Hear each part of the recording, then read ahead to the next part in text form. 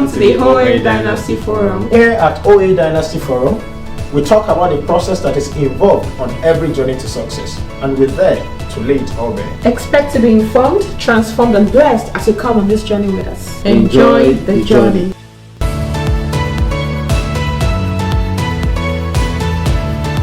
Hi everyone, welcome again to OA-Dynasty Forum, and as you have seen, today we have important guests on our show today. Amazing couple. But just to introduce what we're going to be talking about today, as you might have seen in the title, well, we know that for some people, relocating to a different terrain, in a different country, different city, is part of their process to success, right? Yep. So a very, very crucial aspect of that deals with when you have a family. How do you manage your relocation and being having a family? The question is for more. I mean, you spoke about your fears before the relocation and things like that. And there are a lot of people out there that are probably in the same space. I know someone who has been here already and has been talking to her husband, and there's no positive response yet. So how were you able to overcome your fears and eventually made the decision to come to Canada with your wife, or to come and meet your wife? Okay, this kind of person, I'm very, very, very detailed. So I understand that we have fears. So what's the first thing that we should do? We have to outline all our fears. So I did that and she did hers. And we actually had to work on each of the items on our list. So the first item that I was so scared of was, okay, you're gonna leave 2 kids with me. So what about my business? Is it going to crumble because my business needs my attention? So we looked at it and said, okay, let's see who any member of the family will be interested to come live with us. So the 3 people we even called were all happy to come. We called my mom. My mom lived with us for 9 months. We called my younger sister. She came and lived all through the period. And my wife's younger sister. So that has already helped us overcome that fear. So I have to look at the next item in our list, which is, do I have to leave my business, come back to Canada and start all afresh and all that? So we had to work on all the items on both lists, and we had to dialogue to come to a conclusion on what to actually do. So that helped us in a whole lot of ways. And since now we're here in Canada and we're happy together. Yes. That's very encouraging. That's very encouraging. So your fears and also the benefits, right? Yeah, the benefits. You put them side by side and try to see, okay, how can we, that's really important. So after scaling our fears and the benefits we're going to get from it, we're able to resolve almost 70% of the fears. Then the benefits are enormous, which we're still enjoying till date. Right? So it's better if both couples can come to a compromise. It's not, don't expect a winning situation. There are some items on your own list that you have to forfeit. Like I have to forfeit my business because I know if I continue to run it, not my presence, I'm not sure anyone is going to run it like I do. And you know how Nigeria is, the challenge is, most of the clients you do job for do not want to pay you. Most especially if they're not seeing you, you won't even get any payment. Even with your presence, you have to go the extra mile to get paid for the job, right? So I just thought of all that, said, okay, this business has to go.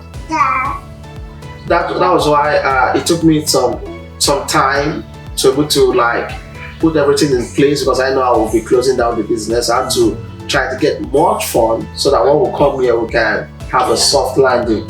So that was what we did, and she also had to forfeit some stuff to come down to school and see us today. We're very happy with ourselves. Yeah. Right? Are you not happy? Of course she's happy. So thank you very much for can you take us through the stage of when you made the decision, we're like, okay, we are doing this, right? So what were the practical steps, between when she came, because like you mentioned, she actually came first before you came to join. So what were the things that, how did you survive that period, of you being away, Like we being apart. yes. Yeah, that period was not too easy for me. Not too easy. It wasn't easy at all. It wasn't easy at all because my wife is living a 1-year-old kid, and she calls me every second. Why are you so dramatic about I want to see my kids. I want to do this. I said, but your sister has a phone. Call her. Sometimes she'll call me. She'll cry and say, oh, I'm missing my kids. I want to come back. I'm not doing this anymore. I want to come back. Babe, I'm missing the kids. I would fight you. Like, I would get mad at him, and I would be very mad at him if I don't see my kids every day. Any day, even when he travels, he will say, call your sister now, call your sister, call. And if I call my sister, I can't get her. It's not me to be mad at my sister because she's home with them. I'm calling her, it's your... It was crazy. It was like a mental problem. Sometimes I'll be out of Lagos. Yeah. I have to come back to Lagos so that she can see the kids. Yeah, that's true. It was sometimes it's out of the and she gave me a deadline that, if you don't come by December, trust me, I'm going to come back. I'm going to forget this speech. But I said, we've put in a lot for you to get there. We've done so much. She will start crying. I will have sleepless. I say, oh my goodness.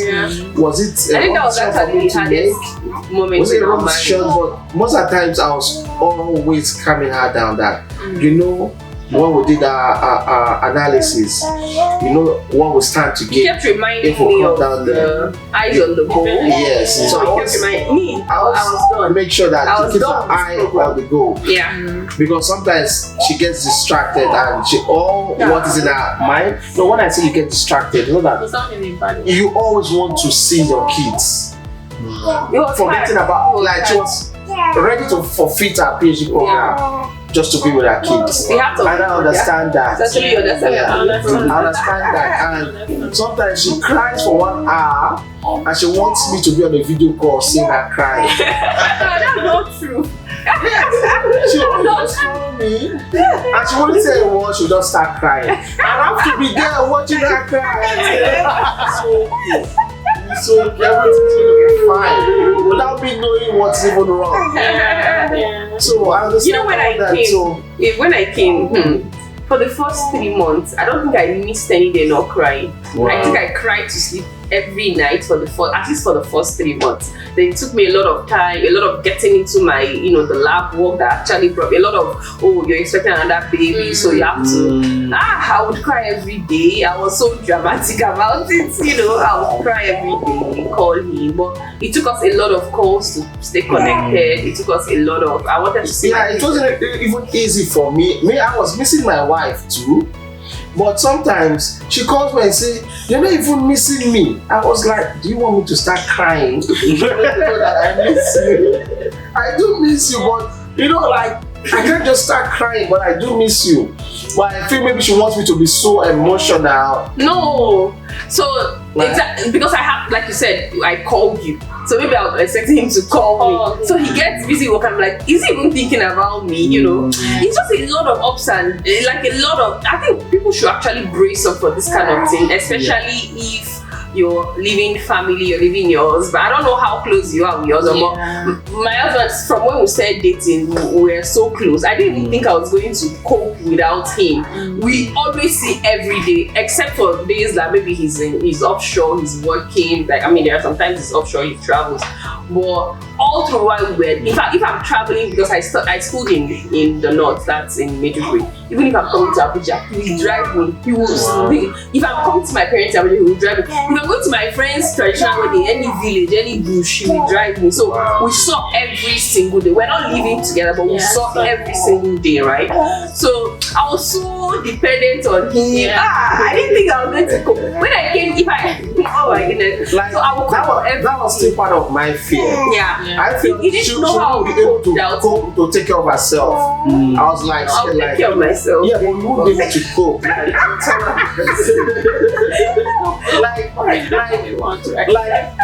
she My wife will be driving when she was lecturing in Ekiti. She'll be driving, and if my car breaks down, she'll call me. She'll leave it there and call me from Lagos. Come down to Ekiti. I don't know what's happening in the car. I'll go to Ekiti. I'll check. Oh, you didn't put water. You didn't put oil. Yeah, do basic things like that. So I feel okay. This has to be my own job to do because she don't know where water is. She don't know what this is. So I have to always be on the road from Lagos. I'll just keep my phone down. Anytime there's distress call. Wherever I am, I'm to Ekiti. So I kept clothes in my bag. I kept clothes in my bag. I have my toothbrush. I have a glass. Whenever she calls me from anywhere, 911. I'm driving 5 hours to Ekiti. Wow. That was how it is. But like, it's something. Yeah. If you truly love your partner, you can go the extra mile. You wouldn't even know that you're even doing all that, right? I don't even know I'm doing all that. Sometimes I'll just like, nah, do business. I don't try. my boo button. Anyway, I think that's the part where I say you don't know how strong you are. You don't know the things you're capable of doing until that becomes your real. I didn't think I was going to be here. So all of the fears you guys are having, I see a lot of women telling me, oh, how would I cope? I can't even imagine being here without. I say, how old is your child? They'll say, oh, my last child is just 8 years old. I'm like, me, I left my child 1 year old. So the truth is that you don't know how strong you are until being strong, becomes an option. It's either you're strong or you die. So you have to pick one. Of course, you pick to be strong, right? So yeah. Wow. That's really, really That's deep. So now we'll go to settling in, right? You came first and settled in. So how was it like settling in without your spouse, and how was it like when it came to support to join me? Yeah. So it wasn't easy again because I'm this spoiled human being. So coming here pregnant for that matter, I didn't know anybody. It was really tough. I remember days that I would trek and I would even take off my wig on the street, sit on the floor. I have one picture. Maybe I'm going to send you guys pictures so that you guys will see. So I remember that video where I picked up and I sat on the floor, I removed my wig, I sat like this. All this, so when they were passing, they'd be looking at me, they'd be like, what's wrong with this woman? It was very hard for me to get a house. It was a lot of stress, Wow. and coupled with the kind of research, the kind of PhD I'm doing is a researcher. I have to be in the lab. I can't even take mat leave because, like I said, I came on partial funding. So taking that mat leave will mean my funding stopping. So I couldn't even stay. I have to come to the lab and all of those things. So even after I had my baby, I resumed 2 weeks afterwards. Wow. I couldn't even take any leave. So that 2 weeks was just me and my supervisor, right? But then I had to resume. In fact, getting someone to care for my newborn while I was in school, it was a lot of hassle, affecting my mental. It's just that God has always been there for us, always provide someone for us. Exactly. Because I could remember Auntie Mercy, sometimes she skips her work just to be with her baby. Wow. Yeah. And she will have a work to go to. She'll say, she's going to call her that she's not coming. So she's losing that whole day's pay just to be with her baby. Yeah. Yeah, she really did a lot of that. It's good to hear this kind of story because most people think once you just cross to the abroad, it's going to be rosy, each everything is, it was really challenging. The funding that I came with would only pay my room fee and leave me with $100 for the rest of the month. Wow. So I'm supposed to buy bus card from the $100. I'm supposed to start shopping for my baby from the $100.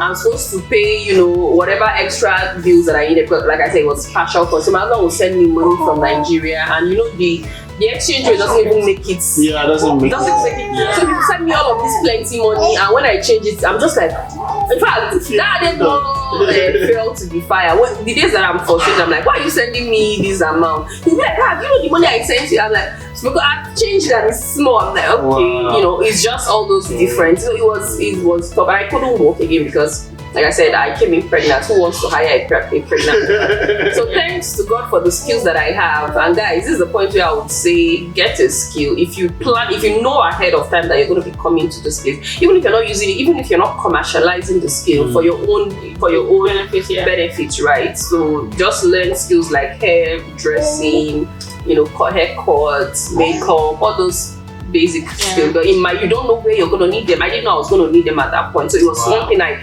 resorted to, and it kind of paid part of my bills. My husband was still trying on his own. I kept managing like that until my funding doubled up, and then it was enough to cover me and all of that. But yeah, it's tough. It's not easy. So anybody that tells you, come abroad, do this, is a lie. It's not easy. There's no place they are picking money. People know where they are picking money. If anybody, at least send us a DM.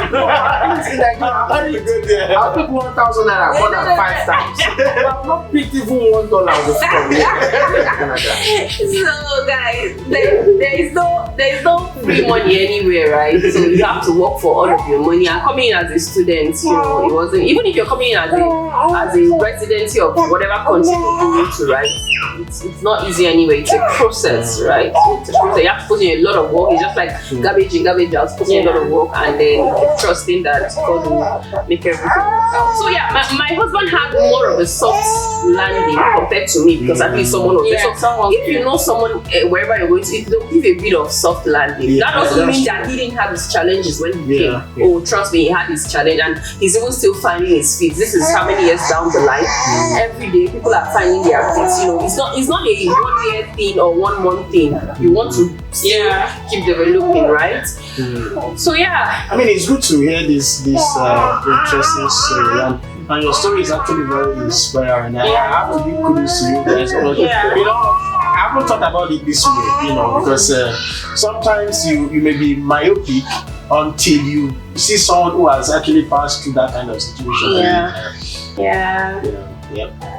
Okay, so how I integrated before my husband came. So so when I came into St. John's, Newfoundland, I knew the best place for me to get connected to people was through church, right? I don't know where else, because I came in as a research student and I don't have a lot of colleagues, right? If I came in for an undergraduate program, maybe I would see a lot of people, but it's a research program. So I started going to this church, but I didn't see a lot of Nigerians. It was mostly white, Canadians, and now their lifestyle. They'll just come to church, they'll see, they'll smile, and that's it. I'm like, I want you to talk to me. I want to find out about, a lot of questions I need answers to, but I didn't feel the connection, right? So thank God I ran into these Nigerians that were evangelizing in school, and it happened that it was CMFI, and that was how I came into that community, and I started meeting a lot of Nigerians. In fact, I met people from not from my village, but I met like Igbo people, all the information I wanted to find out about, especially because I was pregnant, and I wanted to know how am I going to register for antenatal, all those kind of things. They gave me all the information. In fact, like I said earlier, my husband got a soft landing because all of this people, I started finding out information about them, what kind of jobs can he do. So he kind of even helped him when he was coming. So when he says, we wrote down what we needed to solve, we actually did all of those. And I started to tell him that, don't worry, if you come, I spoke to this person. Getting a job here is a bit of networking, aside from just applying, a lot of network, I networked on his behalf because I was here, and then when he came in, he started working like the next day. It wasn't the exact job that he wanted, but at least he could pay bills, and our life was going without having to go and run around and say we are borrowing money from someone. So I think that for me that was my own integration. A lot of people meet people from different places, but I know that if you're going to a new country, people will advise you one of the best places is in your place of worship, right? So for me, it was the church that had a lot of Nigerian community, and that was it. So did you get a soft landing? Did you get a Oh, definitely. When I came, I cooked plenty food. everything was already set. There was so much food. The house is set. There's TV, the chairs, everything was already set. So it was too easy for me to come and start enjoying myself. You were so ready for enjoyment. Everything is enjoyment for you. But we should make you cheap of enjoyment. So, looking at the process for you guys, what we preach on this platform is that every success has a process. Yeah. People will just look at you, everything is going, and they were like, they didn't know all those things that you Yeah. guys went through before you arrived at this stage. So looking back and now, if you were to advise anybody, what would be your advice? Someone relocating with family or with kids and things like that, what would be your advice? Oh, definitely. Like I initially said that I never had intentions of relocating, but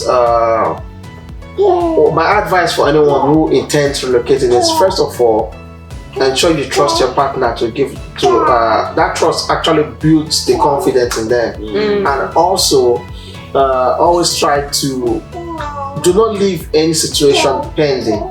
Try as much as possible to iron it out, get a solution for it.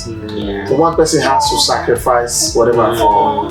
In any before any relationship would be successful, one of the partners has to sacrifice for the other, Or even both. or both can even sacrifice for whatever goal they have for them to be able to achieve that goal. So it's all about sacrifice, trust your partner, and you get the best. But don't keep stammering on trust. I think that's very important. When I was coming, some of my friends were telling me, I want to leave your husband for Lagos girls. They will devour him, they will tear him, blah. So imagine if I listen to all of those. So for me, I'll be advising anyone who plans to relocate. If you're a family person, communication is key. You want to make sure you have a clear-cut plan. You don't want to be standing on one foot. You want to make sure that you have because it's a whole. I mean, I've seen marriages that crumble, just from making bad decisions from relocation, right? So you don't want to be in that situation. You want to make sure that, like my husband says, trust is very important. Just in case one person is going before the other, or however the case may be, but you need trust. You need to be willing to make sacrifices if there is need to, right? But if there's no need to, of course, there won't be need to. But if there is need to be willing, that communication, and then the God factor, I can never overlook that, because at the end of the day, you have to be where God wants you to be, so that you would do exploits and you would prosper and you would enlarge your coast. So yes, and one major thing that you have to put at the back of your mind is relocation is a project. You have to plan. Planning is the most important part of that project. You have to plan, and so that whatever obstacles or whatever impediment, you guys would have seen it and actually find a way through that impediment. But if there's no proper planning, you guys will be in big trouble. Even if we didn't plan, even if we didn't foresee our hours, but when we knew we were coming, we started planning from it. So even if you don't know, whether I'm looking for funding, I don't know if I'm going to get it or not, but so long as you're already looking for the funding, you have to start planning, right? So wherever you are now, just start planning. It's very important. So it will help you, it will help you. It will go a long way. That's massive. It's been a wonderful time sitting with this amazing couple today, having those tips and nuggets and words of wisdom from them on how to relocate, integrating into a new environment, raising a family, moving at different time points and things like that. I want to believe you've gotten one or two things from what they have shared with us today, and the cap of everything is don't leave out the God factor. Be where God wants you to be. It's a good thing to want to japa, but japa to where God wants you to japa to. Exactly. I didn't even mention something. So one other thing is information is key, right? So while you're planning, also find out information, because when I came in here, before my kids came in and my husband, I had already found out information about daycare. All those things that I know that, because my husband will come and start working immediately. Who is going to take care of the kids, right? We don't have any family member here, so you want to also be finding out information, because it's going to give you a soft landing. So wherever you're going to, wherever you're targeting, start to find out if you know anybody there, or just go on social media. You see people's if you go on my IG, I have Newfoundland, Canada, so I'm in Newfoundland. So if you're coming to a place like Newfoundland, you can reach out to me. I'm just giving you an example. When you go on social, you'll see other people putting up where they stay. In fact, if you type on Instagram your location, before I came into Newfoundland, I went on Facebook. I typed Newfoundland. connected with some people. Yeah. Even if they didn't really help me like that, but at least they gave me some information that helped. Exactly. So you can do that on Twitter, you can do that on LinkedIn, you can do that. You will meet people, and once those people are Nigerian, even if they're not Nigerian, people will answer you. People are ready Yeah. to It's just a question, right? Yeah. So make sure you go ahead, at least a step ahead, find out information, especially if you're coming with family, kids. You want to find out about daycare, you want to find out how the system works, what are the benefits, what are the resources that are available to family people or immigrants and stuff like that. Yeah. Yep, that will go a long way. That aspect of looking for information comes under planning as well. Exactly. Yes. Yeah. And you can only plan or ask the right question if you know what you want, right? Yeah, and that's very important. To know what works for you and go for good. So at this point we'll just pray, and our prayer is for those who may be thinking of relocating or are in the process of relocating, that God, or just relocated, that God will give you soft landing. Amen. And everything will work together for your good in Jesus' name. Amen. And we pray that the policies will favor you. Amen. The people of the land will favor you. Amen. The weather of the land will favor you. Amen. And all things will come as a testimony for you at the end of the day. Amen. So if you have stayed this long, congratulations. And in case you have not subscribed to our channel, please do. On this platform, we just lay it all bare. We talk about the process to success. And so if you we would like you to engage with us, drop your comment, like, share, because by you liking and commenting, it makes YouTube feel that this video is important for other people to watch as well. So if you have any questions or any topic you would like us to discuss, feel free to reach out to us on our we have our website. You can reach out to us on OA-Dynasty.com, or you can reach out to us through our email. Reach out to us On Instagram, right? on Instagram. Thank you. And we're also going to drop Mrs. O's social media platform. You want to connect with her if you are relocating. Yes, she's the consultant. education consultant. Thank you so much. And of course, it's not easy. You guys should say hello to this big boy. So guys, subscribe to this channel for the sake of Victor. That's one of the challenges of raising kids and things. One of these days we talk about that, right? Just want to play. So at this point, we just want to appreciate Mrs. O and Mr. Omar for thanks guys for spending the evening with us. Thanks for watching. And until we come your way next time, we say bye.